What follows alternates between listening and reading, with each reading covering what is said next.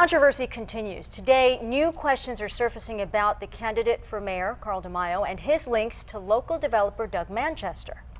But he says it has nothing to do with the future of the Bayfront property that could be the home of the San Diego Chargers in the future. New at 6 o'clock, 10 News reporter Jennifer Jensen asks the candidate why the meetings were kept private.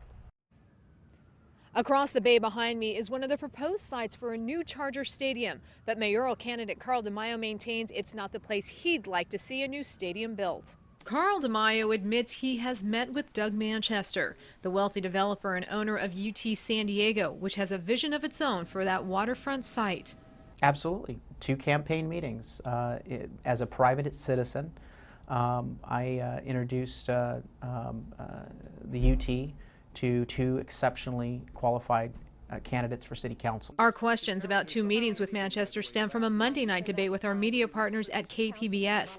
That's when DeMaio's opponent, Bob Filner, asked him to come clean about his meetings with Manchester and the UT editorial board. My office has released all emails, and it shows that we've had no conversations over email. I've taken a meeting requested by the editorial board, and we meet with the editorial board and interested groups on a number of issues.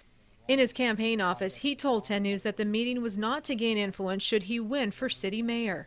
In the context of a campaign meeting, that meeting did occur. It had nothing, by the way, to do with 10th Avenue Terminal. Those meetings raised red flags as Manchester may have a vested interest in a new stadium near the hotel that still bears his last name. Is Doug Manchester a supporter of yours?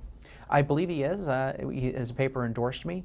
He has not contributed directly to my campaign. We also asked him about keeping 2 calendars, one that he discloses for public business, the other that is private. And we felt it best to have a firewall between my public events and personal or campaign events. Should DeMaio win, he says nothing discussed with Manchester would influence decisions made at City Hall. Along the Embarcadero, Jennifer Jensen, 10 News. 10 News contacted the city attorney's office, and we are told that only public records need to be disclosed. In this case, they say a private calendar is not considered public record.